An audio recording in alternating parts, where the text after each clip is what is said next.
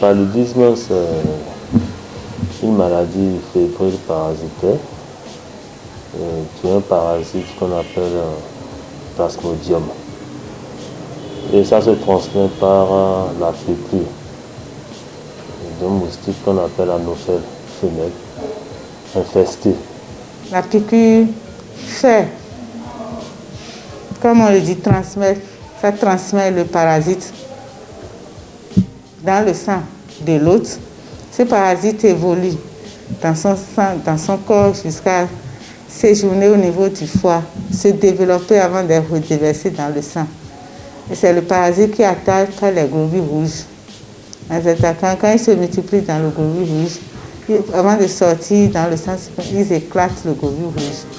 C'est ça qui fait détruire pour donner les signes, les symptômes cliniques.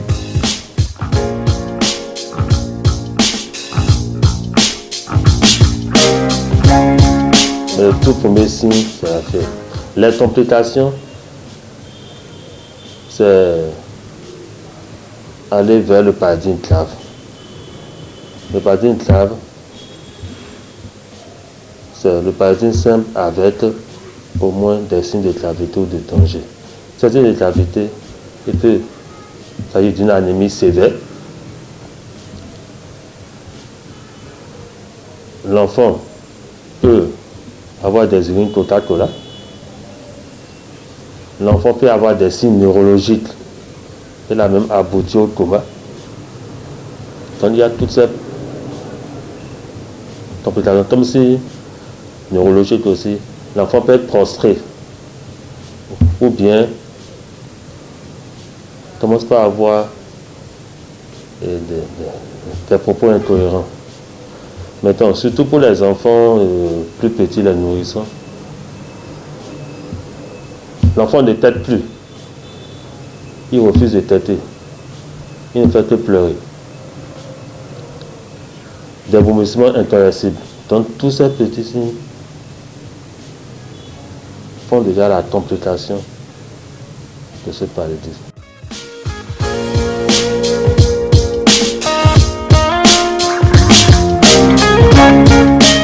Contre le paludisme aujourd'hui, il n'y a pas de médicaments, de traitement médicamenteux. À cause de, dans le passé, on avait essayé les médicaments pour le traitement préventif qui a échoué. Ça a créé des résistances. Mais aujourd'hui, on n'utilise plus les médicaments. On fait la prévention. On utilise des méthodes. Là, il y a l'assainissement et la protection physique. L'assainissement du milieu permet de débarrasser du milieu des herbes, des flaques d'eau et nettoyer, désinfecter les toilettes régulièrement. Et si possible, dans les toilettes, utiliser l'eau de javel ou le Crésil pour pouvoir diminuer la prolifération des moustiques. La protection physique, en premier, aujourd'hui, c'est le moustiquaire imprégné. Le moustiquaire doit être imprégné. Si on ne s'est pas imprégné, même on met le moustiquaire, le bruit des moustiques peut gêner le sommeil. Mais quand c'est imprégné, le bruit et l'imprégnation détruit les moustiques. Maintenant, le moustiquaire aussi, les conditions à remplir, ne doit pas être troué ni perforé. Il doit être bien placé. Si c'est pour le lit, il faut bien mettre ça dans les coins pour maintenir les attaches. Sinon, si au milieu de la nuit, ça se décolle, le moustique peut passer par là et rentrer dans le moustiquaire. Et ça peut donner l'infestation. À part le moustiquaire imprégné, on peut utiliser les insecticides dans le milieu pour désinfecter les vaporiser, les insecticides vaporisés, ou bien mosquito. On peut utiliser pour diminuer la prolifération des moustiques. On peut utiliser aussi aujourd'hui, il y a des crèmes prévisives que les gens appliquent. Il y a aussi des des essences. Genre essence de citronnelle qu'on met quelques gouttes dans les chambres et ça permet de diminuer la pullulation des moustiques.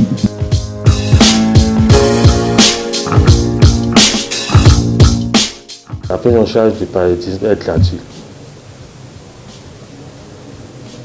Soit ça paracétamol ou le médicament antipaludisme, c'est gratuit, même au niveau de la communauté comme au niveau des centres de santé. Avec les complications, les médicaments, bon, quand je prends l'exemple de l'anémie sévère par exemple, la transfusion n'est pas gratuite. Donc c'est seulement le paracétamol ce qui diminue la fièvre et l'antipaludisme qui détruit le parasite. À part la prise en charge gratuite pour les femmes enceintes, avant même la survenue de ce paludisme au niveau des femmes enceintes, il y a une prévention médicamenteuse qui se fait au niveau des femmes enceintes, qu'on appelle TPI, traitement préventif intermittent. C'est à base de sulfate d'oxytocine pour les femmes qui ont leur grossesse a atteint environ déjà 3 mois. La sage-femme donne les 3 comprimés de sulfate d'oxyde pyriméthanoïque.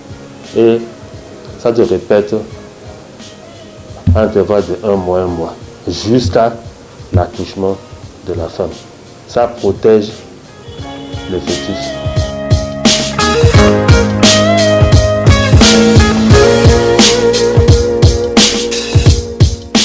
Le conseil aux mamans, c'est que pendant cette période, il faut éviter que les enfants aillent s'amuser dans les flaques d'eau, à traîner au dehors tard. Il faut les couvrir, surtout les zones couvertes, les bras, les pieds et la tête. Il faut les protéger. Et il faut que la maman surveille son enfant. Et tu connais bien ton enfant. Tu remarques ça, le corps chaud. Le corps chaud, ce n'est pas important pour quelques jours, bien le vomissement, ça c'est le corps chaud, le vomissement ou la pâleur. Donc, au vu de ça, soit je ne suis pas sûre que c'est le palud, mais je vais calmer la fièvre. Je donne un peu de médicaments 1 ou 2 jours. Il vaut mieux aller au centre de santé. Maintenant, si c'est la pâleur que je constate, il ne faut pas dire que je vais donner les médicaments contre l'anémie pendant des jours et rester à la maison. Surtout que l'anémie là c'est grave. Donc quand on remarque la pâleur, il vaut mieux amener l'enfant au centre, faire le test de palu et voir, et aussi le test de sang pour voir l'importance, pour quantifier l'importance de l'anémie, pour qu'on puisse mieux prendre en charge. Le premier réflexe, d'abord, donner une dose de paracétamol à l'enfant et l'emmener en même temps, soit au centre de santé, soit au niveau de la communauté, puisque dans certains villages, des relais communautaires ont été formés pour la prise en charge du paludisme. Le paludisme simple, pas avec des complications. Pour toute fièvre, il ne faut pas que les mères d'enfants, surtout les enfants de moins de 5 ans, qui sont des sujets à risque à développer un paludisme grave, il faudrait que pour toute fièvre, la mère de l'enfant parte en même temps au centre de santé pour qu'on consulte l'enfant.